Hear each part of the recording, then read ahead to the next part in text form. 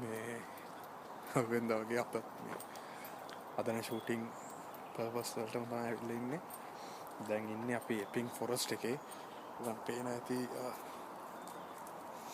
කොච්චර කළුවරද කියලා. සෑහෙන ඩාර්ක් මේක. අර ඉස්සරහා කට්ටිය යනවා පේනවාද ඔයගලන්ට අතන විජේ ඉන්නවා. එතකොට සෑම් ඉන්නවා. ජෙෆ් ඉන්නවා. එතකොට මේ දැන් කට්ටිය මම දැන් හවසේ ඉඳලා අපි කැලේ ඇතුලේ ඉන්නේ.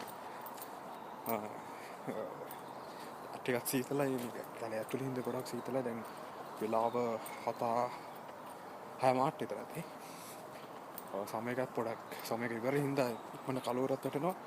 මේ පේන ඇති ඔයගලන්ට මේ වටේම කැලයක් තියෙන්නේ. අපි මේ කැලේ අස්සෙන් තමයි යන්නේ.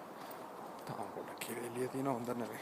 ලෙන්ස් එක එළිය කැප්චර් කරනවාද ගොඩක් කියලා කොහොමද ඔය පේන තරම් එළියක් නෑ. අතරම මේ සෑහෙන ඩාර්ක් මේකේ දැන් එළියට ඇවිල්ලා ඉන්නේ. කැලේ ඇතුලේ ඉඳලා අපෝ කැලේ ඇතුලේ තමයි යන්න හදන්නේ. මේන් ටාගට් එක අද මම ගොඩක් හිටියා රෙකෝඩ් කරන්න හම්බුනේ නෑ. මේ මම දැන් එක්සයිටඩ්ලා හිටියේ මම අල්ලගන්න බලවල හිටියා අතර. දැන් ආයි කලවර වෙනවා අතර කරපේන ඇති කොච්චර ලස්සනද කියලා. අතරම මේ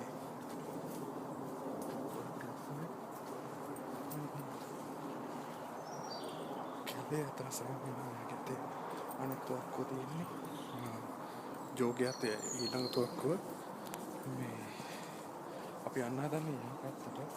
දැන් මේක ලොකු ඒරියා එකක් තියෙනවා. ඉතින් ඒක ඒරියා එකක් කවර් කරලා ආවේ මේ බලමු ඉස්සරහට මෝවේ මහමුණක් බලන්න පුළුවන් නේද කියලා.